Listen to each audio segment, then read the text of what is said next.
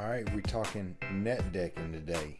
Now, let me start out by giving a couple of caveats here because I don't want to get in trouble and have people start yelling at me and things like that, right? So, first off, I don't know much, okay? I don't know much about Netrunner. So, in a year or two from now, I could look back on this video and be like, you're an idiot, right?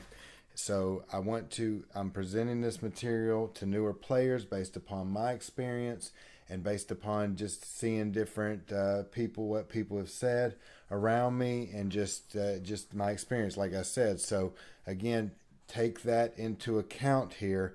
I don't think I'm the person of authority here to be stating what I'm going to state, right? But I am somebody who's willing to put something out for newer players such as myself as my personal advice based upon my experience. Secondly, again, all this goes out the window if the thing that you love the most about Netrunner is building decks.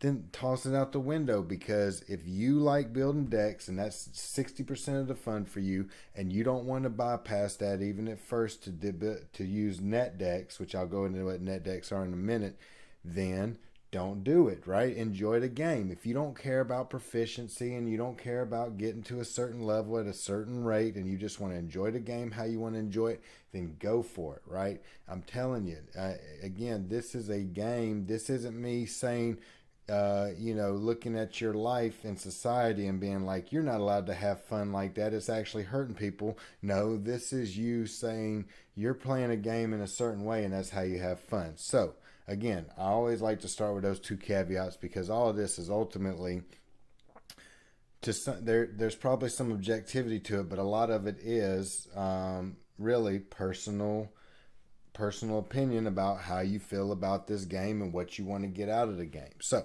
now let's get into net decking. All right. So first, I found an article here for a person an individual who suggests that net decking is unhealthy, right? It's not rewarding. And their basic argument is that you can have someone with a good deck but doesn't know how to play, and they won't be able to win. They won't know how to run the deck to the point where they are not going to learn that much anyway, because they never unlock the tempo, the flow, all of that, right? And I agree with that.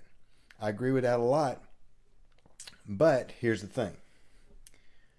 I need to go into a little side note here to kind of give newer players, because I don't know how much each of y'all know. Some know more than others, to give you a little understanding, right? So what really makes players different, you have all these principles like draw a card first click, and do all this kind of stuff that everybody who's really good at the game understands. These are general principles. Don't run on your last click, especially when you're playing Netdecking. These general rules that people have, right? However, what really makes people unique in their play styles is when they feel like they need to break those rules, or when they feel like they need to take certain actions and they go for it. It's that different, how they understand the game, how they comprehend the cards, how they even put decks together, and therefore that's what makes people unique. Otherwise, if everybody followed the principles all the time, it would be draw a card first turn and everybody looked the same, right?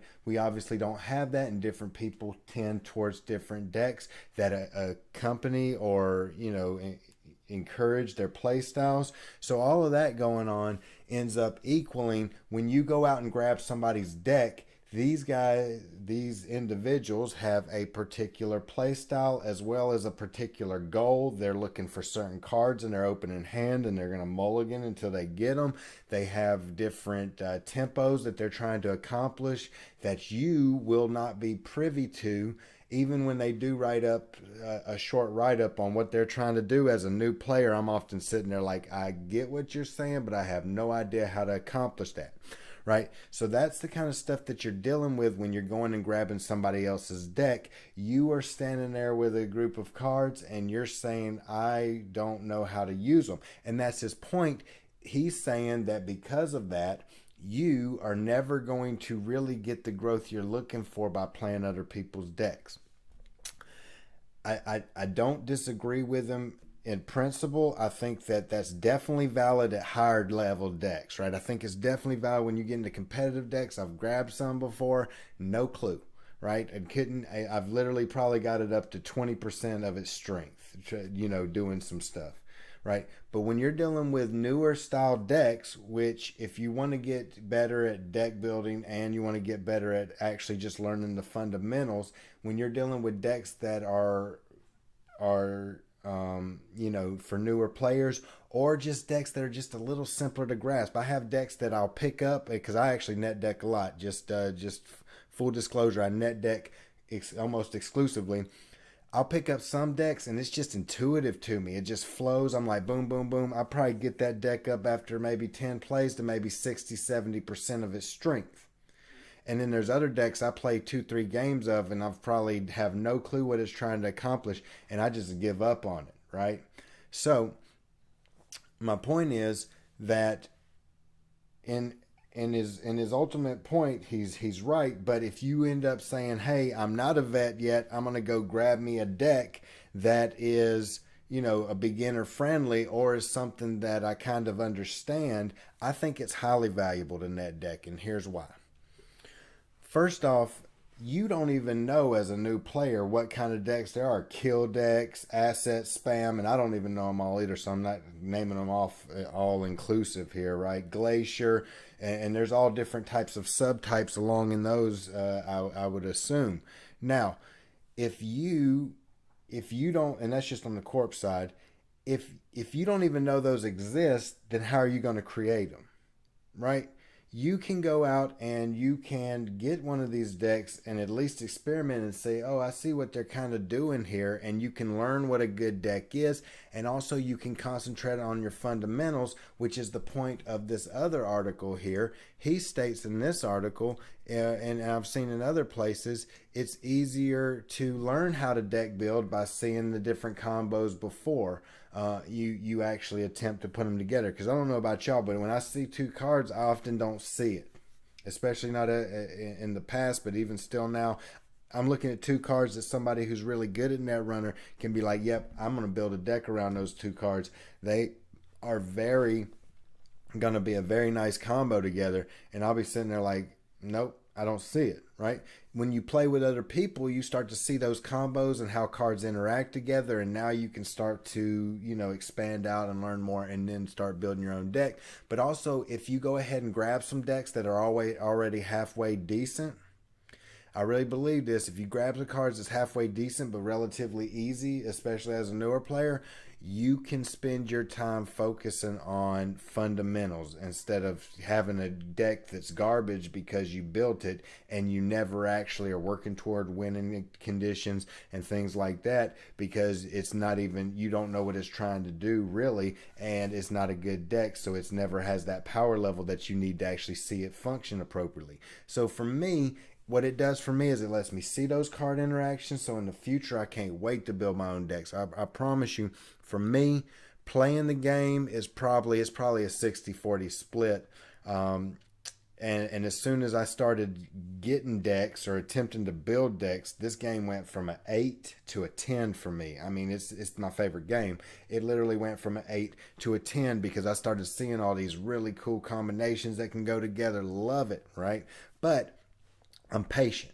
I'm willing to say, no, I'm going to learn from other people. I'm going to grab these decks, save myself a whole bunch of time flipping through a binder and just play some games and learn these fundamentals and learn card interactions. And then hopefully in a year from now, hopefully in 6 months from now, I'm off to building my own decks and experiment with that and having a blast with it. I can't wait. I'm excited for it, but I'm also patient to continue to grow and learn the card pool and see what different style of decks there are out there.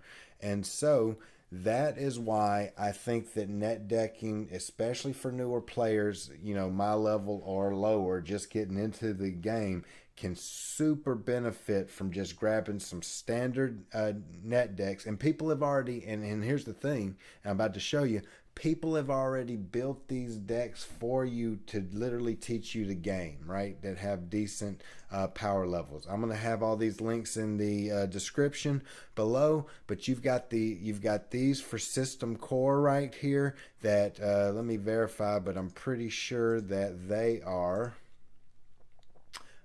not just the original decks, but yeah, see, they have influence. They have cards from they've mixed them together to make a halfway decent deck from the standard system core 2019, and not just said, hey, take the default decks, right? So there's your first step, in my opinion, here whenever you're getting into the game, just learning some of those basic cards, because that's why they made them for you. They made this card pool for new players. They made these decks for new players so you can learn, but still have a little bit of power, especially in that card pool, that limited card pool. The next one right here, this one's been out since 2016. You know, some of these cards are probably no longer legal. However, again, and especially if you're over in green level clearance, there's been a lot of activity, and I'm so happy to see it with new players asking for core games. You can link up with newer players over in Green Level Clearance Discord. I'll have the link for Green Level Clearance Discord in the description as well. But you can link up with them and play card pools that are not legal currently in standard and get to experience some of the older stuff, as well as play some decent decks. So the big boy from over in the STEM Hack Slack, he created this back in 2016. He also created back in the day, on a side note, a super powerful Dumble Fork deck that that is unbelievable, and supposedly had like a 99% win rate or something like that. So he knows what he's doing out here, and he's providing some teaching decks. And then also right here, this is one of the first places I really got into Netrunner right here. Project Crow. Third rotation. Check out third rotation. I can't vouch for second rotation. I'm sure it's probably fine, but certainly third rotation ones, 3 1s. You're wanting the 3 1s, okay? Start with the 3 1s. Those are going. So what Project Crow is it's like almost like a campaign style, even though I don't even want to use that language. It's basically walking you through 3 decks for a faction. Round 1, 2, and 3. 1 being beginner level decks, 2 being casual for stronger players but casual decks, and then 3 being a competitive level deck, right? And I went through the Project Crow tournament where you played, like, I can't remember, like a couple of weeks of level 1, then you played a couple of weeks of level 2, and then a couple of weeks of level 3. And when I got to 2 and 3, I was having a real challenge really trying to figure out what those HB decks are. So I definitely, and that was, you know, me after almost 200 games.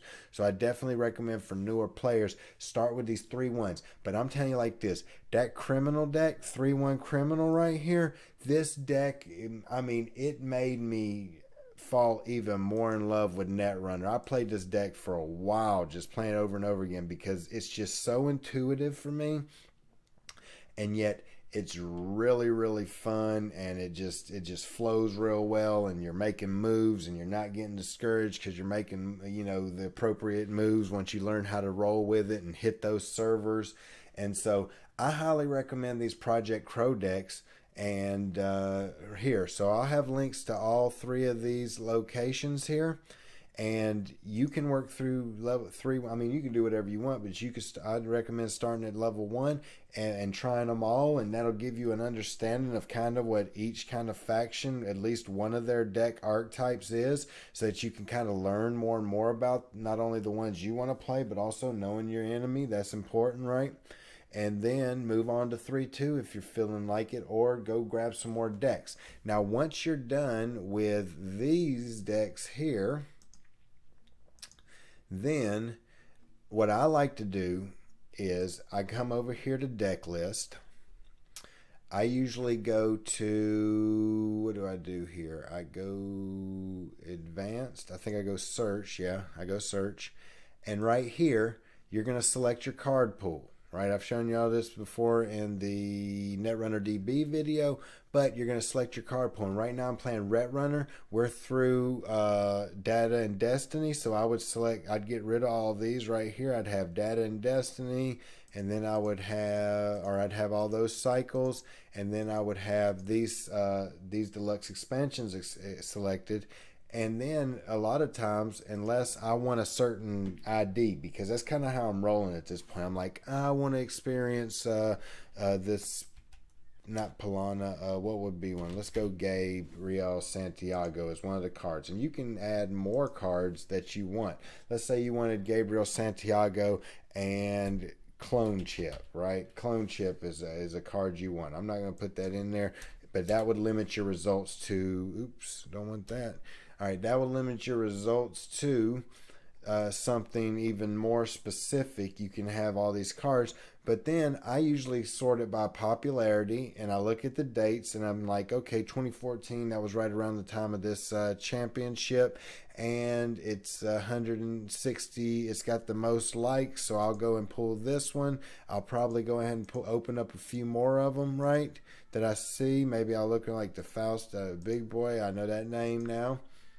And then I'll come over here to each one of them and I'll look at the decks. And what I'm looking for, right, because I've played a lot of these cards, I'm looking to say, is there any of these cards that I haven't played yet? Here's one I haven't spent hardly any time in with. It's pretty straightforward, but I'm like, okay, Scrubber, I've played that one, and I've never really used Peacock before, right? So I'll look for, I've used Overmind once or twice. So anyway, I'm looking at this point in my Netdecking. What I'm trying to do is I'm trying to make sure that when I pick a new deck, it's got at least 2 to 3 to 4 cards that I have not played with yet, because I want to experience those cards. It's really the way that I kind of stay in my bubble, if you will, kind of stay in my comfort zone, but stretch myself a few cards at a time instead of just going with a completely different deck to where it's hard to learn. And again, when I do that so often, I can probably get these decks up to about 60-70% strength.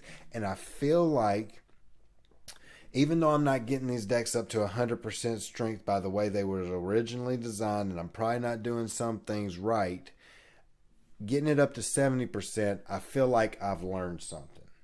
I've learned something. I've taken something away. He says in the article, or the individual that wrote it says, they see it's not rewarding because you can't understand how the deck works. And again, I don't disagree with that. If you're trying to get it up to 100%, you're going to have problems with that. And if you need to get it up to 100% to learn everything you need to learn about the fundamentals to make you an actual better player, then that's a problem. But if you can get the deck up to 70% because you played with it 20 times and you learned new interactions and you learned how to run the deck relatively well, I would say your fundamentals have improved some. That's my opinion. Again, you let me know how you feel. Y'all put out some more teaching decks if you got some. You let me know if I'm completely off base here and it's unacceptable. But I'm just going to share with you the way I'm doing it is I'm rolling through and I'm grabbing decks and I'm learning how. And when I have one that I don't understand yet, I toss it. I go grab another one because I understand I'll eventually keep growing in my basics until one day I will be able to utilize that deck and understand what it's trying to do. That's where I'm at. That's how I feel about with Netdecking. I think that it's super valuable to people, regular people like me that haven't played Magic their whole lives before Netrunner or any other thing, to where they understand card combinations really well. They haven't worked that muscle, that type of thinking that is deck building and card combinations and just the fundamentals of Netrunner. They haven't worked of LCGs and CCGs. There are some people that can probably transition right into Netrunner because they have a past with LCGs and CCGs and pick it right up and be competent with deck building and with the fundamentals and understanding card combinations. But for me, I've never really done that, and therefore I need a little help. And I feel like Netdecking offers that. And again, and also having other people share stuff with me as well. I need that. Some people don't. More power to you. And if even if you do need it, but you're having a blast and you building decks, and that's a major part of your fun. Again, just squash everything I've said. But for a lot of people who don't want to get frustrated and be like, oh man, this deck stinks so bad, I need some help. I recommend starting with these decks and then venturing out with card pools, limited card pools, or even venturing out with just grabbing some decks and just playing them. You got to put in some work though. You're gonna need to read the write-ups if they have some. You're gonna want to get on Netdecking or wherever and play them 10, 20 times if you like the deck. That is, if you like it. If you don't like it, man, just toss it and go grab another one, right? But 10, 20 games, and let people share with you what you're doing wrong and see and learn. Those are the way I think you pick up fundamentals, and besides just going out and researching other ways. And so that is my take on it. Like I said, y'all let me know how you feel about that. Y'all let me know where I'm wrong. Y'all put in some extra resources for newer players such as myself to have. Would love to have all of that material coming through here to help not only me but other newer players. And that is a wrap. It was a pleasure talking with y'all once again.